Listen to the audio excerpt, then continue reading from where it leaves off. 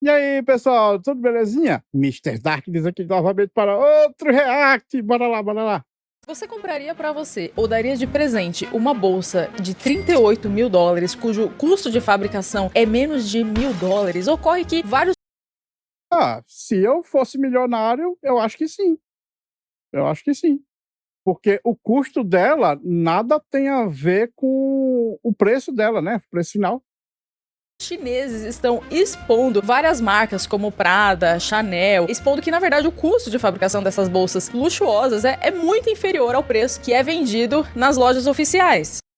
É claro que é. Você não pensou que ia ser um lucro pequeno, né? O custo é baixíssimo. O que vale é outra coisa, meu amigo. Eles estão pagando pela marca, pelo status. É igual iPhone. iPhone, os caras estão vendendo o quê? Acho que era $200, mas só que para eles fazer era uns $10 só.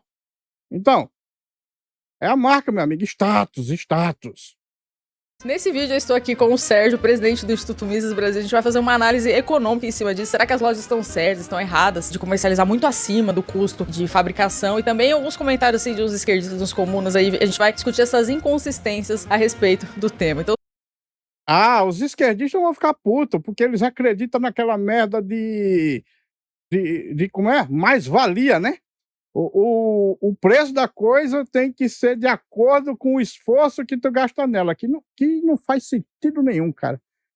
Faz zero sentido, porque no mais-valia, se você construir, por exemplo, um ventilador e ele demorar mais tempo para construir que um carro, porque no carro lá você tem um monte de máquina, não sei o quê, não sei o quê. Vamos supor que você faz um carro lá, sei lá, em 10 minutos, e o ventilador, por causa de umas peças lá, você leva 15. O ventilador, para eles, tinha que ser mais caro. Faz zero sentido. Eles não levam nem o custo das peças, nem das máquinas. Cara, faz zero sentido. Mais valia a bosta. Sérgio, eu vou começar te perguntando. Afinal, é errado a loja vender mais do que o custo de fabricação? Assim, se a gente não for marxista, se a gente não acreditar na teoria do valor do trabalho, sem dúvida nenhuma, isso é ação empresarial. A gente vai atrás, a gente descobre quanto que as pessoas, os clientes querem estar pagando no produto e a gente acha uma maneira de estar produzindo. Vamos ver aqui, ó. No final é tudo oferta e demanda, né? Oferta e demanda. É por isso que no deserto a gente consegue vender água mais caro do que em ilha tropical cheia de água potável por aí, dos riozinhos, né? De água doce. Vou deixar o vídeo passando aqui pra vocês. This Birkin bag cost you 38,000 in the boutique. But what is the real cost in factory?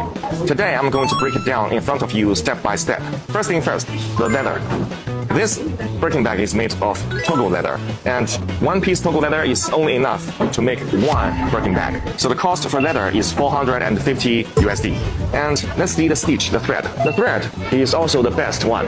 The brand is Phil Al Chinois, the Rolls Royce in thread.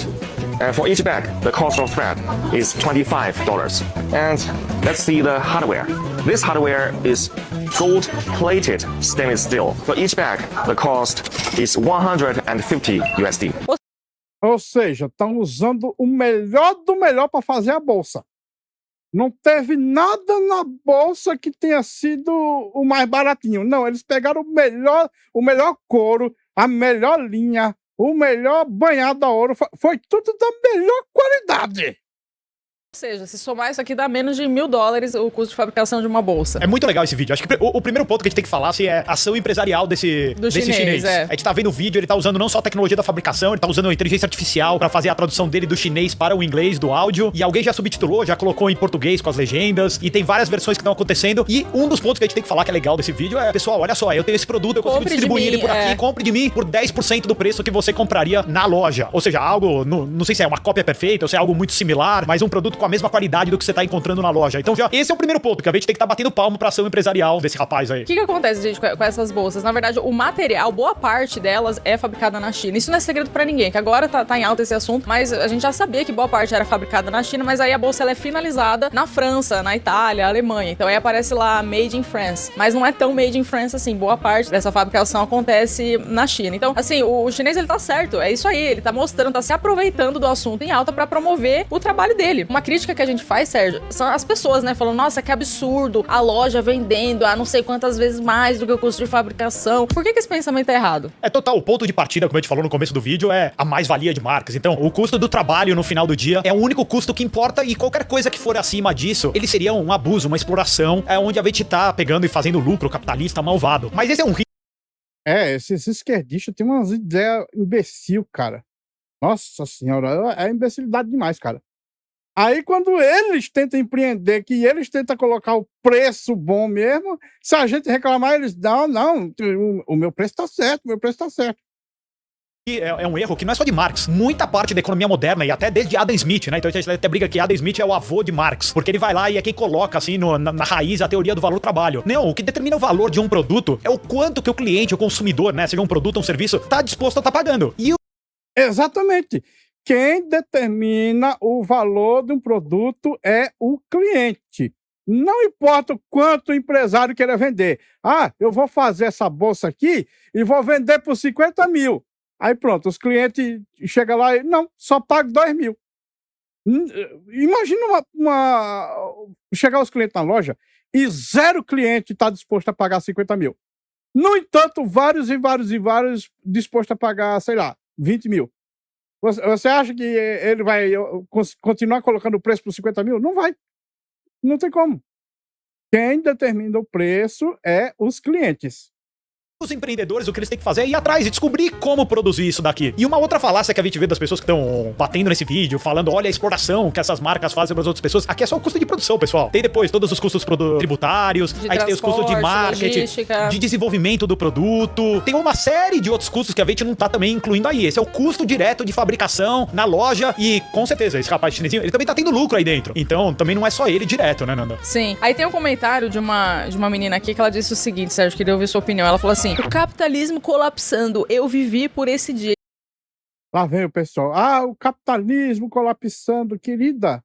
O capitalismo está indo muito bem. O que está colapsando é o socialismo, é o comunismo, é essas merda aí que vocês inventam que está colapsando sempre. Apesar de vocês dizerem que é o capitalismo. E pior do que o comentário é que tem 40.5 mil likes. É o contrário, é todo mundo descobrindo uma oportunidade de negócio. Aí o chinesinho é o capitalismo puro, a gente vê. O chinesinho tá lá falando, eu vou produzir melhor. E agora, a outra empresa, o que ela tem que fazer? Ela tem que continuar inovando, ela tem que trazer outros produtos pro mercado. É isso, capitalismo é isso, a livre iniciativa, a competição. É essa competição o tempo inteiro que a gente tá vendo, é a busca pela inovação para atender melhor o cliente. Às vezes você vai atender melhor o cliente pelo design, pela qualidade do produto, pela novidade do produto. Às vezes você vai atender melhor o cliente por conseguir reduzir o custo de produção. O capitalismo é isso. Ele ficando cada vez melhor, mais eficiente e tudo mais, ficando cada vez mais influente. Aí o pessoal dizendo que o capitalismo está morrendo. Cara, a burrice é demais, cara. A burrice é demais. Levar pra linha de frente o produto mais barato. E é isso que a gente tá vendo. Acho que essa pessoa não entendeu nada o que é a competição, o capitalismo, e nem o que o chinesinho tá vendo. Acho que ela tá vendo pelo prisma total de, olha, estamos demonstrando a exploração do que tá acontecendo. E na verdade, assim, tem aquela história do valor subjetivo, né? Porque muita gente olha isso daí, olha uma bolsa e qualquer outro item e fala, nossa, que besteira, eu não vou pagar tudo isso numa Chanel, eu não vou pagar tudo isso num relógio, eu não vou pagar. Não dá pra mensurar, porque é subjetivo. Pode ser que pra você tenha uma espécie até de realização pessoal. Eu mesmo tenho uma Chanel. Eu lembro quando eu comprei minha Chanel, pra mim foi muito mais do que só a bolsa. Eu nunca achei na minha vida que eu compraria uma Chanel. Então, existe também a teoria do valor subjetivo, que é algo que os austríacos reforçam bastante, né? Não, é isso mesmo, essa contrastação. Então, talvez o erro principal de Marx seja essa história da teoria do valor do trabalho, e depois ele desenvolve todo o seu trabalho sobre isso, até o principal erro de Adam Smith, daí a gente pode falar de novo, que é essa ideia também de quase que não jogar totalmente no lixo a teoria subjetiva do valor, mas colocar ela junto aí com a teoria do valor do trabalho. Então é isso mesmo, as avaliações são subjetivas, o que eu gosto é diferente do que a Nanda gosta. Eu não vou comprar uma bolsa Chanel, não vou comprar uma bolsa de 40 mil dólares pra mim, ou mesmo eu vou falar, Nanda, é um exagero eu te pagar tudo isso daqui, mas se a Nanda quiser, ela vai. E ela olha pras raquetes de squash que eu compro e fala, cara, para de comprar raquete de squash, você tem que gastar 5 mil dólares por ano de raquete de squash. Não preciso. Isso daí tem uma teoria, né, que não é, eu acho que não é austríaco, né, Sérgio, mas é o efeito Veblen, que ele diz o seguinte, que o preço elevado não afasta o consumidor, mas o atrai, pois o custo alto é visto como sinal de exclusividade, luxo e superioridade. Então, as pessoas também compram o status. Tem muita gente que vai querer comprar. Também tem um efeito que eu não sei o nome, que é o preço de algo pode fazer ele ser roubado muito mais rápido do que algo ser deixado grátis, sabe? Tipo assim, um cara queria que levassem a geladeira dele, certo? Ele queria, porque ela estava funcionando, ou seja, não era algo para se jogar no lixo, porque estava funcionando bem, mas ele não queria mais ela. Então o que ele fez? Ele colocou ela na rua com uma placa dizendo: de graça, pode levar. Ninguém levou. Passou uma semana, passou 2, ninguém levou. Ele ficou de saco cheio, aí foi lá, colocou a plaquinha. Olha, é o seguinte, tá bem baratinho, $50. Aí ele pegou e saiu, né? Porque agora ela tá $50, só que não tem ninguém olhando ela. Então, ela poderia ser facilmente roubada. E dito e feito, cara. Em menos de 3 dias, roubaram a geladeira dele, que tava lá, sem ninguém olhando ela. Direto do chinês, pelo design, pelo material, pela cor, enfim, por isso, mas tem muita gente que vai continuar consumindo os produtos das marcas oficiais, o Made in France, e isso é o que traz aquela coisa do luxo, da superioridade, de exclusividade, então as pessoas também consomem por isso. Acho que é interessante a gente falar de China, Sérgio, uma coisa que a gente tava falando antes, quando a gente fala de capitalismo na China, né, o Marx falava isso, que a primeira etapa da instalação do comunismo total é o que ele chamava de capitalismo bruto, capitalismo cru, então todo esse capitalismo brutal que a gente vê na China, isso faz parte do plano, tá? Não se iludam. E tem muita gente que, assim, principalmente o mercado financeiro esquerdista, que apoia a China, adora a China. Então, o que você tem a dizer do modelo chinês? Até um pouco, talvez, fora da economia também. Um pouco na parte de liberdade, de censura, coisas assim. Não, mas até voltando aqui, porque é engraçado. Às vezes você tá falando lá com os Faria Limers, esquerdistas e tal, e os caras falam, não, o Brasil precisa de uma economia como a economia chinesa, um capitalismo de Estado, eles falam assim, gerido de cima pra baixo, com objetivos coletivistas, babá. E eles esquecem que todo esse crescimento da China não é devido ao envolvimento do Estado, é o contrário. Porque desde 78, o que a China fez foi dar um pouco, algumas bolsas de ar para as pessoas empreenderem. E é um país que 1 bilhão e 400 milhões de pessoas, nem sei. Eu acho que, se não me engano, tem algumas cidades lá que são única e exclusivamente capitalistas, feitas já com o propósito de fazer a China enriquecer.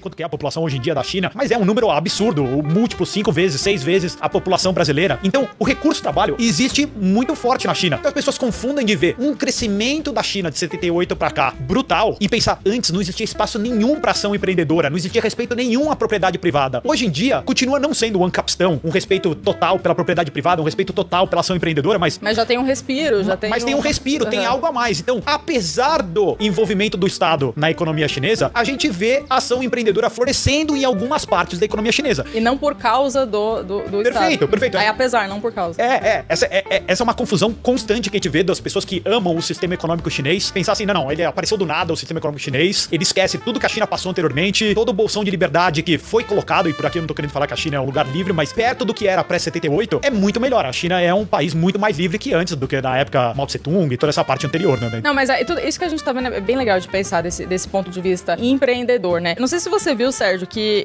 teve uma consumidora, uma pessoa que foi comprar na loja e ela processou a empresa, porque tem essa história, né? Que não é qualquer pessoa que pode ir lá na loja e comprar, você tem que ter todo um histórico, a companhia ela tem que meio que te aprovar a venda de determinados objetos. Assim, a empresa não está errada de fazer isso, é uma decisão do empresário, mas a gente percebe essa cultura intervencionista de achar que é o Estado que tem que resolver todas as coisas, e no caso dessa pessoa até recorreu judicialmente, como se a empresa tivesse que agir de determinada maneira, né? Não, e provavelmente algum juiz que não sabe nada de economia, não entende nada como os mercados funcionam, ele só vai ver o abuso da empresa contra o consumidor, contra as outras pessoas. Isso acontece o tempo inteiro, não tem multifamily office que só atende cliente que é de determinado tamanho, não tem gestoras de ativo que só, olha, o ticket mínimo é esse. Então você faz a seleção dos seus serviços também, você escolhe pra quem você quer colocar. E às vezes esse produto é um produto que eles têm um lucro na venda individual do produto, mas talvez até no marketing total, nem sei, porque eles querem usar isso como um símbolo de status, o que ele quer fazer, sei lá qual que é todos os custos que ele tem lá dentro. Então qual que é o objetivo da empresa com isso? Talvez é vender 100% essa exclusividade pro cliente, não vender. Quem somos nós que estamos fora da empresa pra falar o que ela deve fazer ou deixar de fazer? Nós podemos criticar como pessoa de fora, mas a gente não pode impor o que essa empresa